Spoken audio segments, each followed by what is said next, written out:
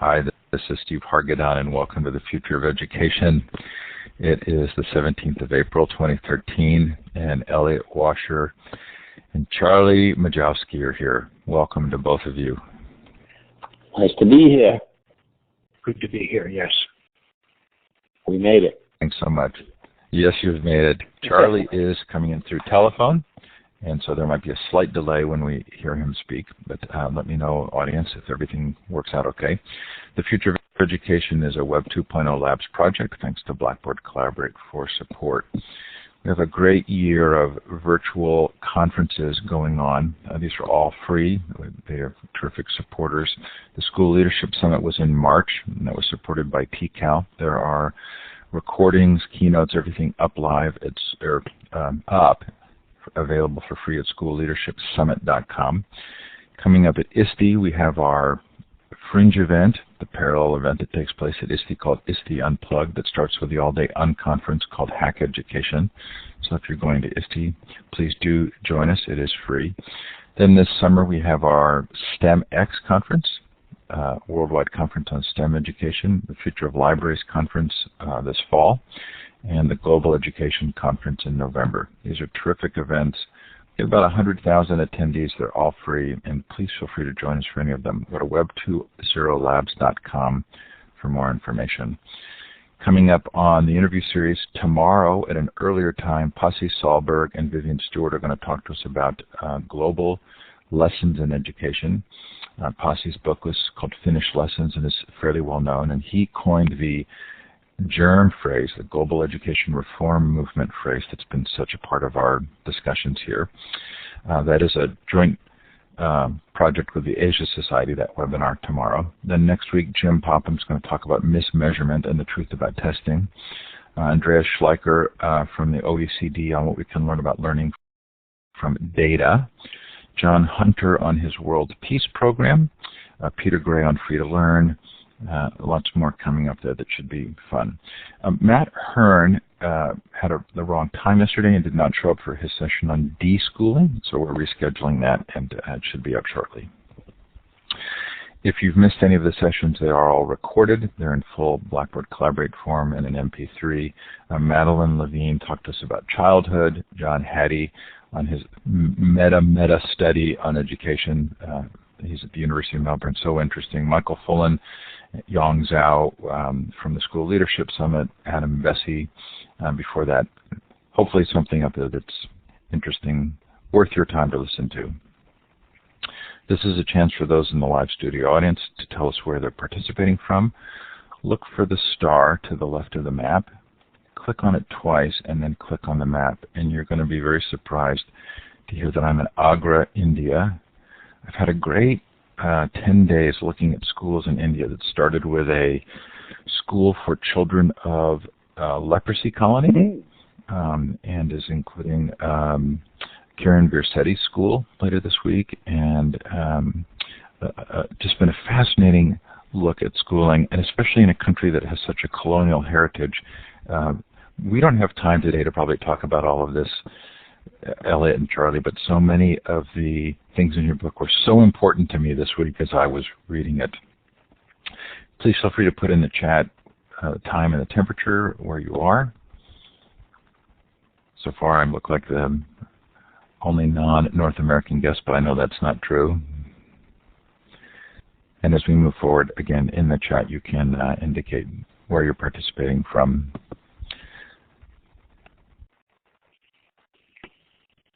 There is a Mighty Bell space for this show. I'll put the link in the chat where I've collected web resources and the like, and you can continue the conversation after the show if you would like to. So we're going to start with a video that Elliot and Charlie have asked me to show, but before we do so, I want to ask one quick question that maybe sets the video up a little. I know I'm deeply immersed in this, right? I spend a couple of times a week talking about education at a very thoughtful, philosophical level. But this book preeminently felt like common sense to me. Are you experiencing, when other people read this book who are encountering your material for the first time, do they say the same thing? Is it common sense to them, or is there a process of beginning to understand the message? And let's start with you, Elliot. Yeah. They say that all the time. They talk about how much sense it makes, and that it's sensible, and that the book challenges people to really use their sensibilities in school, all of them. Having said that, common sense is something that is pretty complex sometimes, because we still don't have much of it in our schools.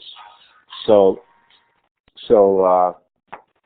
I'll stop there. I guess I'll let Charlie chime in. I get that all the time. The other thing they say is, I could have written this book. Glad you did. Charlie, do you have a response to that? Yeah, it's similar to Elliot's.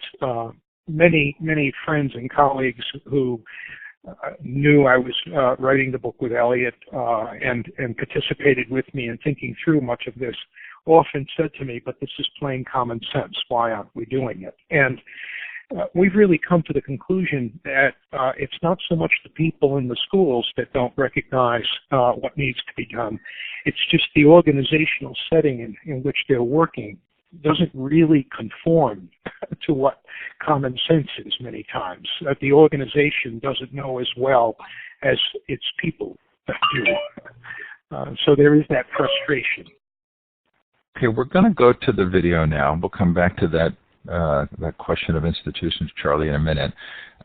If you're watching the show from an iPad, I don't think you're going to see this video, but I'll put the link in the chat. If for any reason the video doesn't show up or doesn't play on your computer, it should, then we'll just go through. It's about a 4-minute video, and you can watch the link later or concurrently while we do so. So here we go. I'm going to launch it now. First in the chat, here's the link for those of you who are iPad bound, and we'll come back in at the end of the time on the video. And if you need to hit play to see the video, be sure to do so.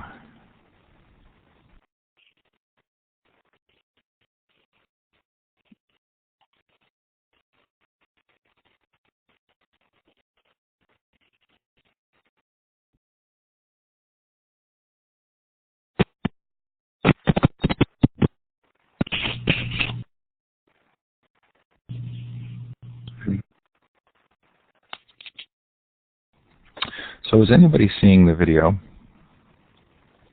I see it, but it's not playing. I hit play. I think I can get it to see play. Okay. I hit it. Yeah, no, it's working for me. Okay, good. Again, there it is.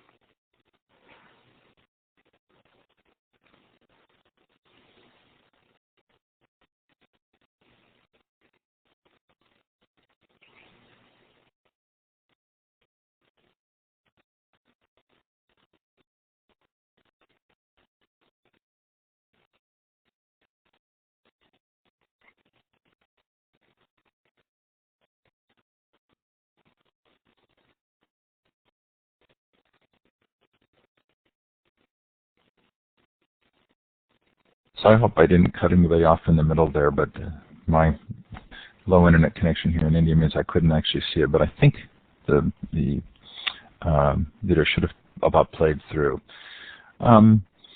Elliot, I want to ask about sort of Charlie's comment there at the end, right? And here I am in India, and I'm watching sort of highly institutionalized schools, uniforms, high-stakes testing, sort of the vestiges of a colonial system. And is what you're describing and what takes place at big picture schools, do you think a continuation of the sort of secondary thoughtful narrative about education, or does it represent an actual change in our relationship to institutions? Well, it could. It could, in the sense that we're calling for a convergence or an integration, or as we use the word a lot, attention to who students are, what their interests are in and outside of school for credit in authentic ways. That shouldn't be a tall order. That's what our students are doing, our youth are doing. They're spending a lot of time at it. It's highly productive and engaging. It produces incredible results, and it should be paid attention to by adults and communities, organizations, parents, and schools out there. So having to do that seems like a simple switch, and yet the system is so geared towards delivery rather than listening and paying attention to those interests or starting with those interests, that it actually becomes quite difficult because of the restrictions and regulations that are in place, that we all know all too well, those of us in schools. And people who are doing this outside of school find it very, very difficult to communicate and connect with people inside of schools. Charlie, as I read the book, and we'll get into some of the details in a second here, I'm sorry to dive so deeply right off the bat, but as I read the book, I kept thinking, this would take a lot of time, and it probably would be scary. Do you think that time and fear are common factors for not embracing this? Well, it depends on what it is we're asking a school to start embracing. You mentioned before big picture schools, and it is true that we could not have written this book without all of our work in big picture schools. But the book, we think, addresses all schools. We'd like to talk about leaving to learn as being the right of every student in every school. But that doesn't mean that every student should be out of school in detailed internships 2 or 3 times a week, 2 or 3 days a week, as they often are in some big picture schools, particularly in their junior and senior year. We offer in the book some kind of easy steps into leaving to learn, some of which many non-big picture schools already pursue. And what we're asking is that schools move along that continuum, because at the other end of the continuum of opportunities, travel, entrepreneurial activities, working in clubs, taking a year off, college courses, some of those things available to all students really start to pay huge returns. So we're really asking that schools begin to stretch themselves, start at the easy end, but stretch themselves. And as Elliot said, look at the learning that's going on outside of school. And by outside of school, it could be even the clubs. Elliot mentioned before academic credit. But many times students participate in clubs in schools after the school day, and that work is not at all connected to what's going on inside of school, nor is it awarded academic or graduation credit in many cases. So the disconnects are sometimes within the same building. part of what I really enjoyed about the book was the way in which you helped to understand that disengagement can be both leaving school but also staying in school but just not being engaged, and that often there's a richer story than is told through the sort of big four that are described in that video. And as that student mentions in the video, there are these deeper four. Charlie or Elliot, do you want to kind of give us a sense of what those deeper issues are and how they impact all students?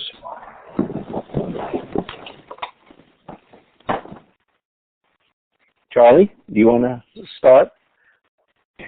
Well, I think Elliot is the most passionate about the deeper four, so I was going to defer to him at least. I'll fill in if I can.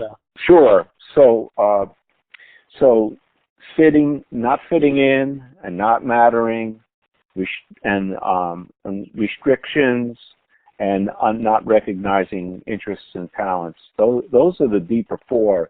We really spent a lot of time talking with students and staff all over from all schools about this, and we talked and even had a symposium on students who left school and came back, and always found out that it wasn't just one thing about why they left school, of the big four, that it wasn't sometimes a major crisis. It was just a kind of more of a straw that broke the camel's back. I just can't do it anymore. And it comes down to isolation and alienation that the school, when you choose it, says you have to fit the school, but the other side of the coin is the school also has to fit you. And that's part of the bargain. The other part is that who you are, the development of yourself, has to matter to the people in the school. What you're saying, how you're feeling, what you're doing, it's not just what they want you to do that focuses around student engagement. It's engaging you on the things that interest you and what you want to do, and starting there as well. In terms of restrictions, as the book points out with Epstein's work, students are more and more restricted nowadays than they've been since school, public education first started, and it's getting even more restrictive, not less, not just physical, but also narrowly defined content, and as well as the last thing, which is probably the most important, about starting with your interests and doing something about that. So the attention part of this, and I'll just go on for a second or two longer, is that schools use the word mastery a real lot. In the book, we talk about personal mastery. That's real different than mastering just skills. And personal mastery means that you're committed to what you're doing, that you know that it's going to be difficult to do something well, and that it's going to take a long time. And we're not talking about that in the education of our youth. We're not talking also about the attention that's got to be paid to those interests. So I was on Southwest Airlines recently, and the flight attendant got on and said, can we pretend to have your attention for a moment? Well, at least they were being honest in saying that. And, you got to respect that. It was a little bit of a joke, but that's one kind of attention. And I go on United Airlines, and they just drill you. The CEO comes on, starts talking about how good they are, how much customer service, and it's all marketing, but it's just words. And then when the flight attendant comes over to me, I says, what would you like? And I say, a cup of black coffee. And they say, how would you like it? I said, I just told you it was black. They're not even paying attention. They're not listening to me. So then we have the snap of your fingers, pay attention. Just snap your fingers and everybody should come to attention. But that's not the kind of attention we're talking about. We're talking about attention to be paid to those interests where you have to ask, and the students know, and the school doesn't. They have to listen for a while. So these are big deals. Yeah. I would only add one item, Steve, one observation that we make in the book, and that is this process of estrangement that takes place between the students and the schools is almost where the school is dropping away from the students as opposed to the students dropping out of school, if you will. That what starts out in the early grades as this kind of warm and fuzzy and embracing the whole child turns very, very quickly, whether it's because of the pressure of tests or the pressure of the Common Core standards or whatever. The pressure moves the school to implement restrictions. The desks go in a row. The curriculum is a kind of scope and sequence that every student must pass through. So it's really the schools that move away from their learners, and that's why we spent a little time in the book trying to get inside the heads and the hearts of young people and capture some of their feelings about this process of estrangement. I think it's important for us to understand what young people are feeling.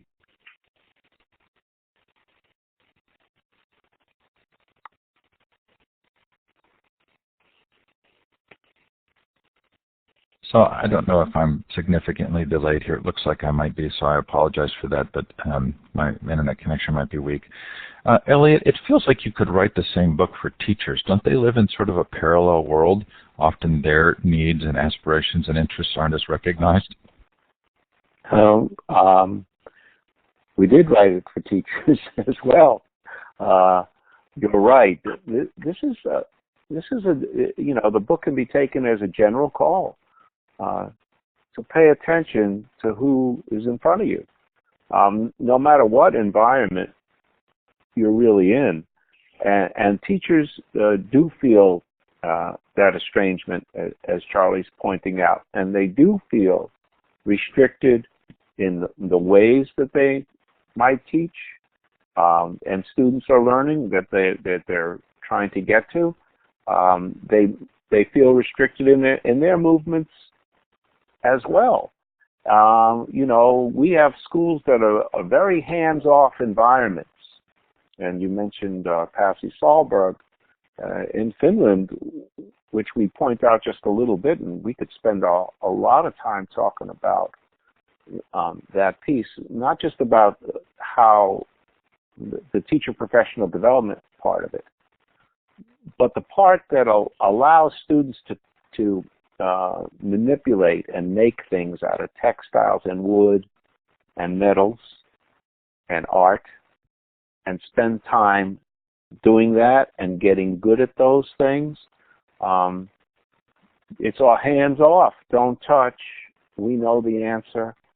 And the problems that you're working on outside of school sometimes barely enter the arena, only as kind of an extra credit or piece, because all the time has to be spent, or so much of the time has to be spent on the standards.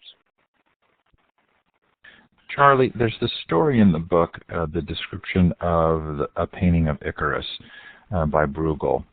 And as I read that and thought about it, I thought, is there a degree to which that is intended to be kind of a warning, right? Of course, don't aspire to be too much. Those who sort of look seriously at the history of education might argue that schools were actually designed to kind of minimize those aspirations and bring people into conformity. Is that a part of the story, do you think?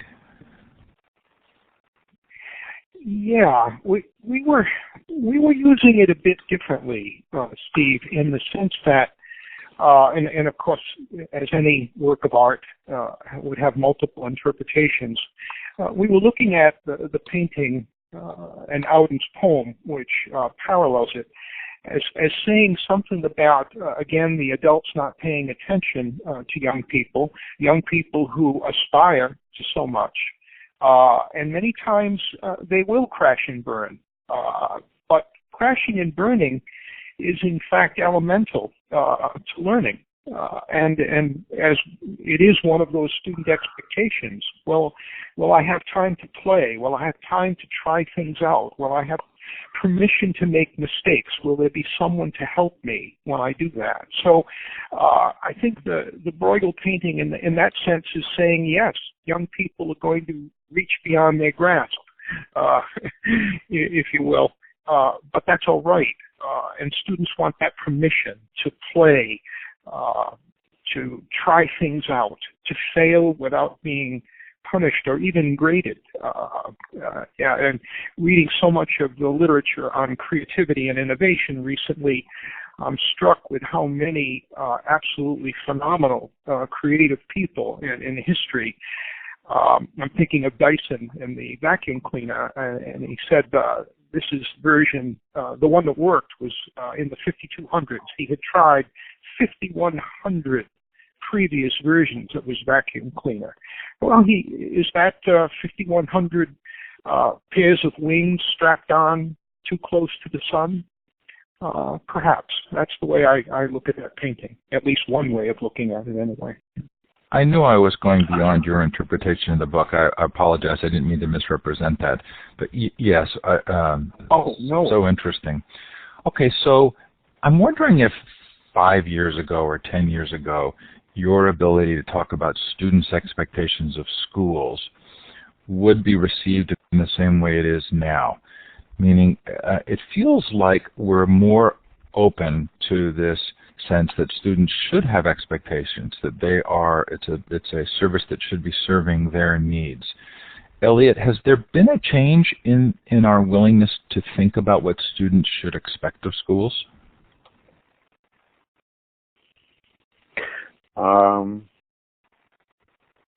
I think that there has been, and I think that there always was this underlying expectation, but because of the amount of not just information, but knowledge that can be delivered in a visual way that becomes hands-on through the internet, that the access has changed things.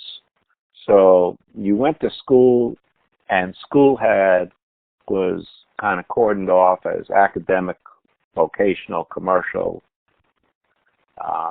and there was a way to touch stuff in some cases, and the information was at the school.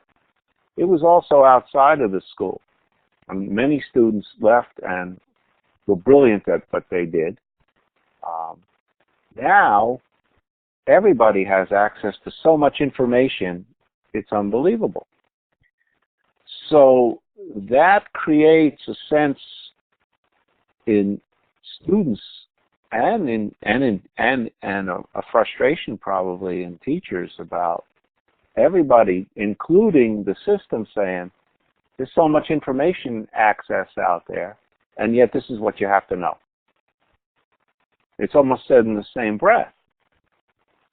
So students do have that kind of access outside of school, and they can get those materials, and they can form support groups, and they have always found adult mentors around.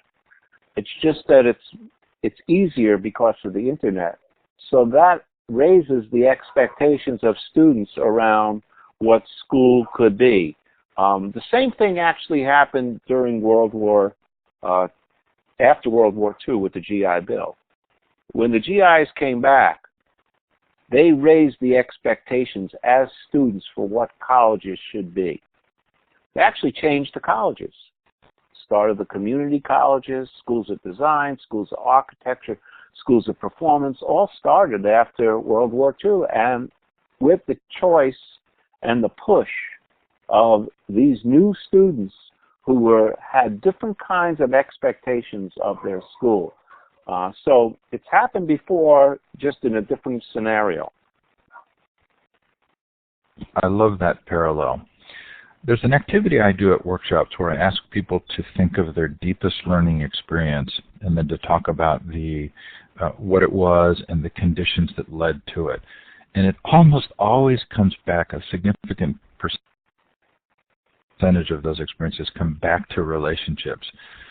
Charlie, tell us a little bit about students' expectations for relationships.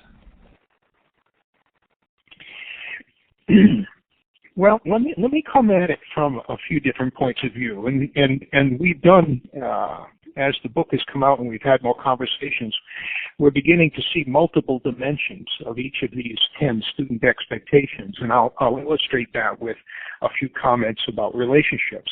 The one that is most obvious and the one that is most prominent in the book is that students are saying, will my teachers really try to know who I am? Will they build a relationship with me so that they know who I am? And that comes back to, or goes back to Elliot's comment about will they know my interests and so on. But we're seeing a couple of other dimensions of that. And one, if you turn a little bit, it's the students could be asking the school, will you help me to form relationships outside of school with adults who are doing work I think I want to do later on? So that's another dimension of this that I think is important. That is, how are we using each of those 10 expectations, and in this case relationships, as a possible learning opportunity for students, not just an expectation of the schools for a relationship student to teacher, but help me form relationships outside of school. Right? So it has those dual dimensions. Well, it seems like we are talking much more about the social aspects of learning, and I feel that's really positive. So we have a 15-year-old daughter. She's our last child at home, and after I interviewed Dennis and talked to her about it, she's just really been focused on this idea of internships. Intriguingly, the aspect that she likes the most is, well, if I do an internship and I don't like something, I can just move on. It feels like that's sort of a significant part, right, of our discovering interests, is that we work on something and then we move on. Elliot, do you want to talk a little bit about relevance and how that sort of plays into what you think should happen? Right. Okay. Well, so this has to do. It's hard to talk about just one. That's just the preface. So there's always the other combinations of the expectations seeping in. So when a student has something that's engaging or relevant to them, the timing has to be right. And let's say they're working at an animal shelter, or they're learning how to be a fireman, or they're learning how to be an engineer, or they're learning how to be an architect, and then they switch. But that kind of learning is going deep and then going broad. So the question to ask students is, what made you change? What connections did you make as you were doing these other things in your life that made you switch in an internship type of experience? So this is, as you go deep, you go broad. What we're running in schools, and we don't have to do this all the time, but we could be the 3M company and say, you're going to explore the things that you want to explore 20% of the time, and we're going to give you credit for it. And it could be a variety of different experiences. But that goes in alignment with a scope and sequence, but you're now also going deep to go broad. You're making connections. It's the other way. For some reason, there hasn't been much time in school to do that. That's the road to mastery. Masters go deep. They get immersed. They practice real long and hard. And then they get connected to other things that they have to figure out. And they may go into another arena, stay on that interest. That's the part that we're missing in schools. And somehow we have to regain that or add it. if we completely missed it, I don't think we really completely missed it in different eras of American public education and education around the world. It's just got to be re-upped as real and significant. So what your daughter is experiencing is right. She's going deep and going broad. There's very little time to do that in a scope and sequence, bubble test, measurement system. It has to allow for all. I'm going to pick on my daughter a little bit more. She also loves this dystopian teen fiction. We read together these books, and it occurs to me, and we've talked about this on the show before, that a lot of that fiction shows youth or teenagers in significant roles, making adult-like decisions, and I've wondered if that's sort of the appeal. Charles, does that ring any bells with you? Yes, quite a few. I think one of the things we try to emphasize and provide examples of is how many times even very famous learners who've achieved considerable have found an adult early on in their life who provided them with challenges, who showed them what it was to do highly exemplary work. And that, I think, is what students don't see enough of in school, and it's where if school could embrace the outside more directly and positively, they would provide students with opportunities to see, as we say in the book, what it means to do something really well. We talk a lot about, as Elliot said, mastery, but very little of school is really concerned with mastery. It's much more concerned with getting by. And students learn something about learning in many high schools that is really contrary to what's going to be valuable for them later on.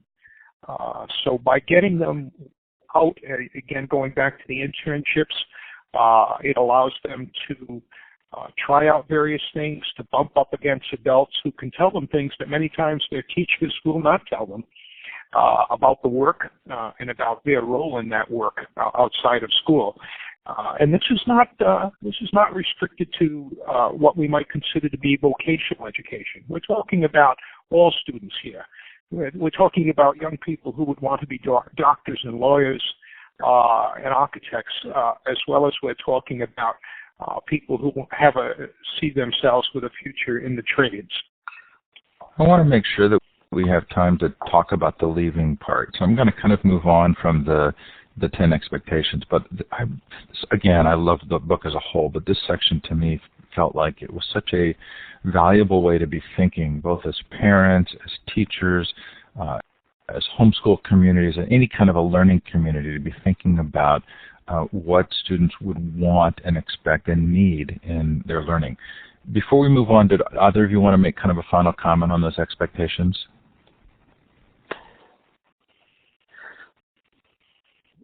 Charlie, you want to talk about the imperatives and how we moved it? Yeah. Well, we're actually. I'll just make that one comment, I guess, as a wrap. We're starting to develop rubrics that faculties can use, so they can use the expectations to really do some self-assessment of the learning opportunities they're providing for young people. So in the book, for example, we suggest that young people could use it as a kind of an assessment of their schools, but we're also beginning to think about how faculty members can come together and use those expectations as design imperatives, if we call them in the book, design requirements, and think about how they can bring more choice, for example, how bring more authenticity, more challenge into it. So we're trying to see it as a tool faculty members can use, and I think that's part of our future work.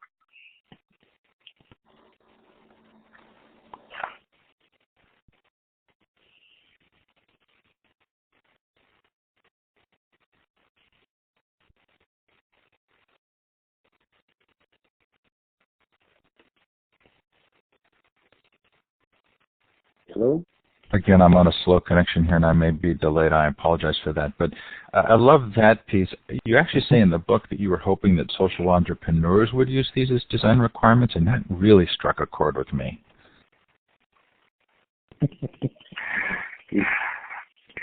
Yeah. Yeah, we think it's already happening. We think it's already happening. We think a lot of the online learning is essentially saying to young people, we can give you learning the way you'd like it, anytime, any place, at any level, from anyone,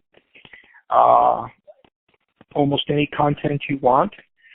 So we think that the expectations are out there.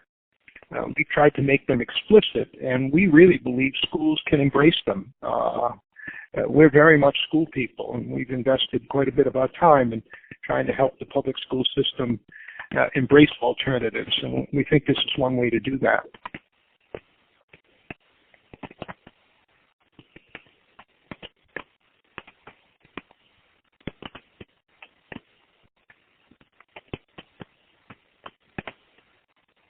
So again, if I'm talking over anybody, I apologize, but I'm trying to jump right in because of the delay in my connection. There's a story you tell as we're moving forward here about how students disengage, and it's Roger Martin's mom who writes a note about Roger's brother Terry that says, Terry was not at school yesterday, and me sort of called to the carpet, no, you need to give us a response, and Roger's mom saying, well, let me see, no, just a note is required.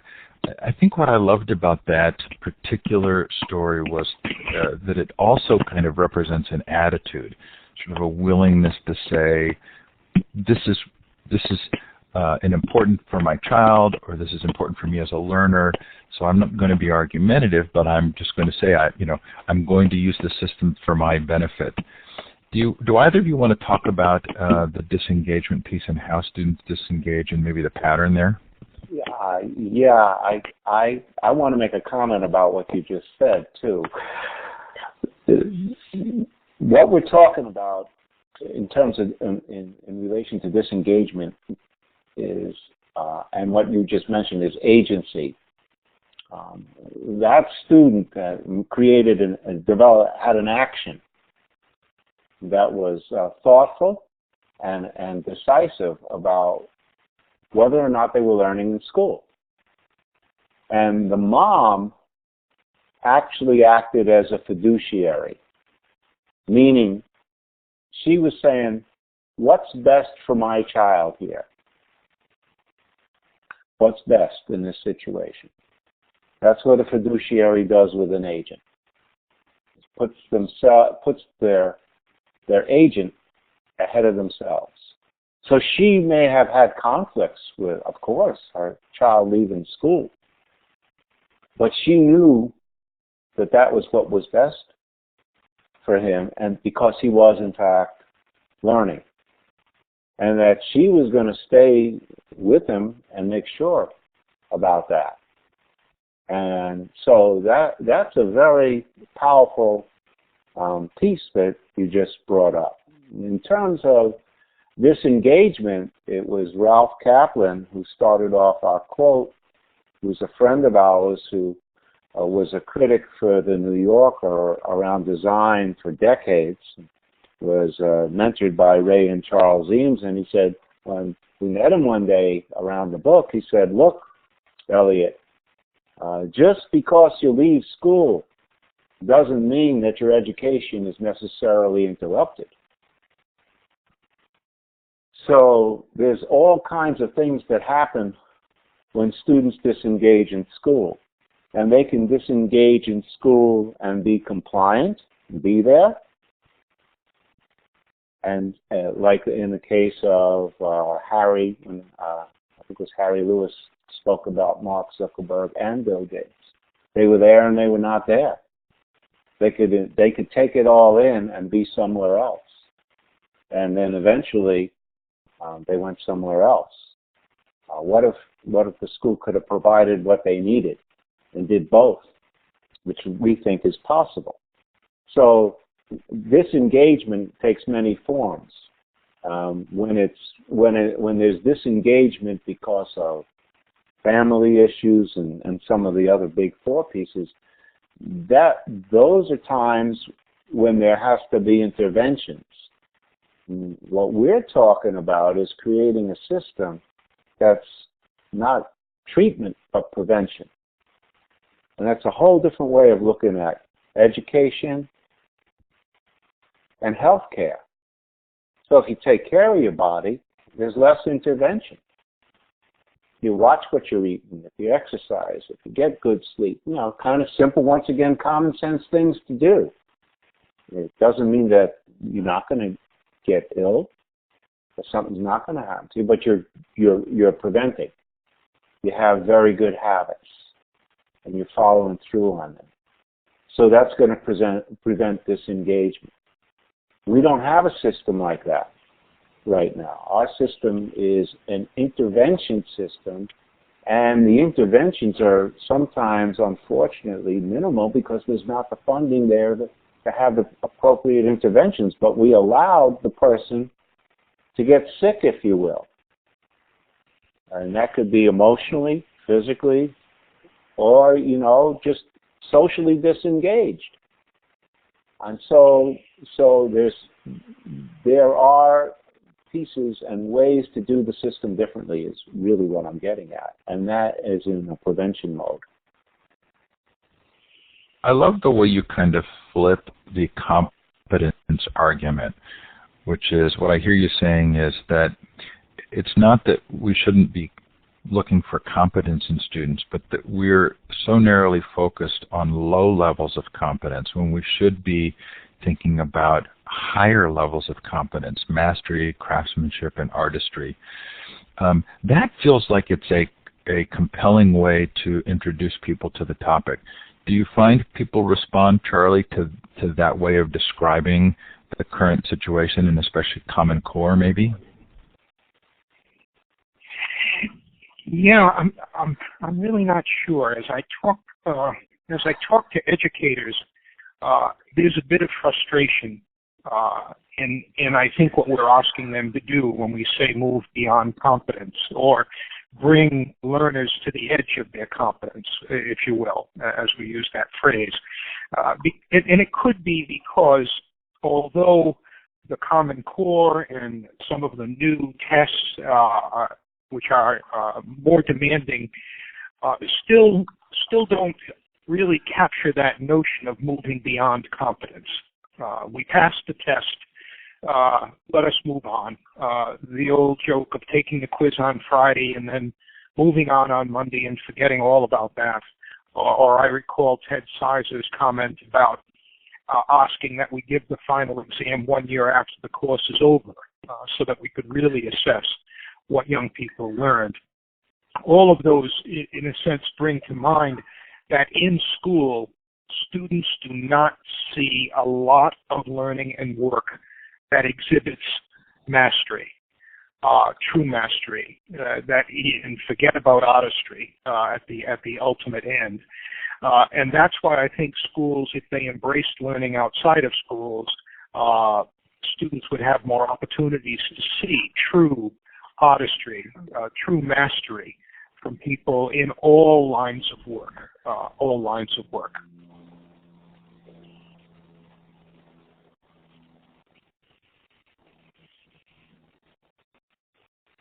For talking over you there again, it's my connection.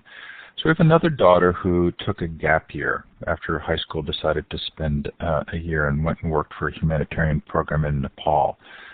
We had a surprising response, not entirely a positive one, from our peers with her doing that, sort of stopping out of the system. But a gap year is one of many ways in which someone could leave to learn. Elliot, do you want to talk about some of the things that you learned from Big Picture Learning about the different ways in which we can be encouraging students to leave to learn? Yeah, I'd like to preface it with a little piece that we had in the book, and that your story about your daughter reminded me of, and that in the book we talked about the five, what I'm calling the 5 Ps, that students should have learning plans, protocols, people, places, and a portfolio. as they leave to learn. That you're not just going off willy-nilly. That there's adults around you, organizations around you. You have long-term and short-term goals. There's some type of adult fiduciary, making sure that personally you're really good. You're in a good place all the time, somebody you can go to. And so those pieces, those 5 Ps, are put in place for a leaving experience that, in leaving in quotes, you're still connected. It's like you never left, but you're somewhere else.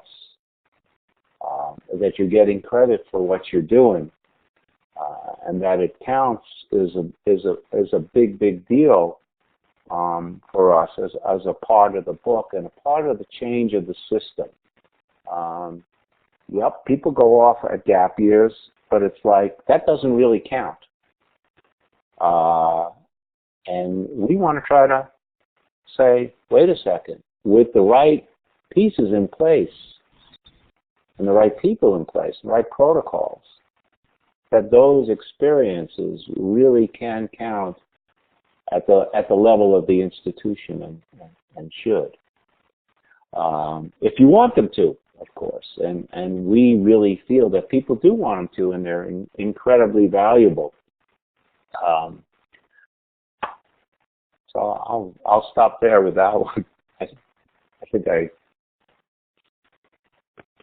put some perspective around that question.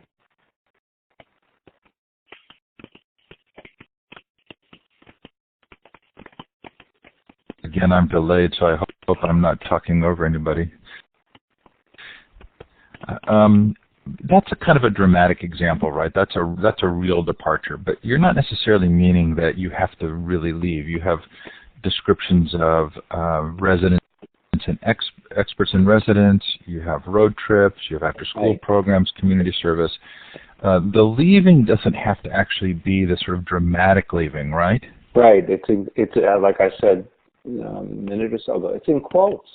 In order to stay in school to learn, you have to sometimes leave to get those experiences that bring you back, that you can connect, draw metaphors, make adult connections, make object connections, make place connections.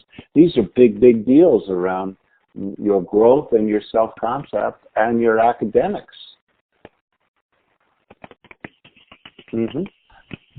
Charlie, I want to ask you a question here. There's a quote in the book, or a mention of Charles Ledbetter's description of scaling as either formulaic replication, which would be McDonald's, or proliferation, which would be Chinese restaurants.